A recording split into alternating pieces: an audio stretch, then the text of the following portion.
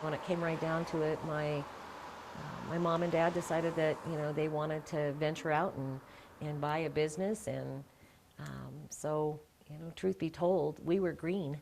We didn't know anything about the sewing industry, but it was a job that we thought for the two of us that we could handle.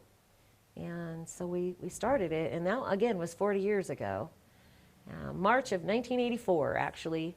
Amy Hansen has seen quite the evolution of sewing since she got into the industry 4 decades ago. Not just the actual machinery, but also the mentality behind the craft of sewing. I don't know how else to say it, but as far as the community in sewing, people have gone from sewing to save money to sewing for the creative hobby.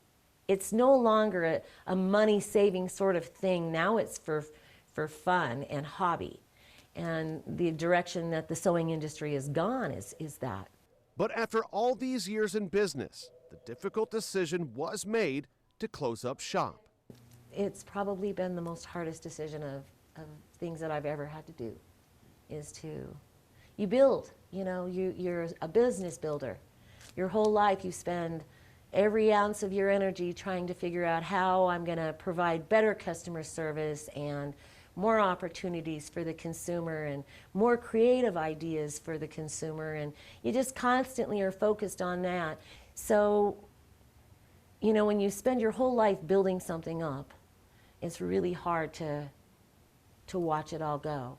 And I know that's been the case with both Deg and I. It's been a heartbreaking choice, but when you have a higher power, they have other plans. So it's not just a hit for customers looking for fabrics, patterns, and plans, but also for those looking for machine repair.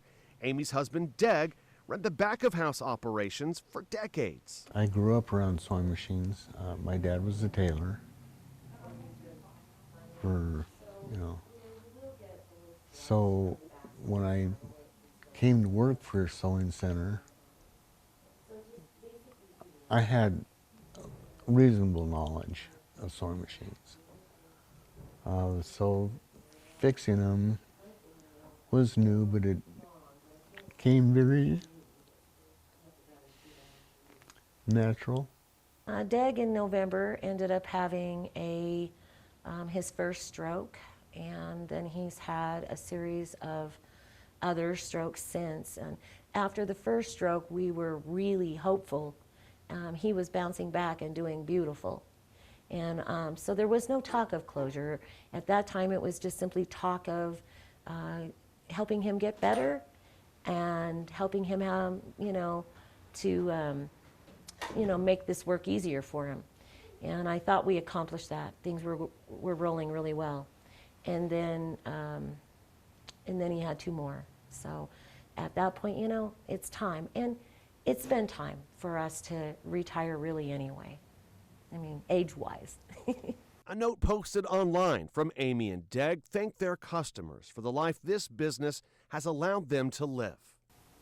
The people. I've enjoyed working with the people. There are a few more weeks to support these two and share some memories of time spent in the store or behind their own sewing machines at home. We're looking to be done March 31st. And what our big hopes are is that, the Billings community will come in and see if there's anything that Sewing Center West has still in the store, samples, threads, quilts. We've got lots of quilts to move off the walls. Anything sewing related that we might have, if anyone has any interest in coming in to help us with our liquidation. We would really, really appreciate it.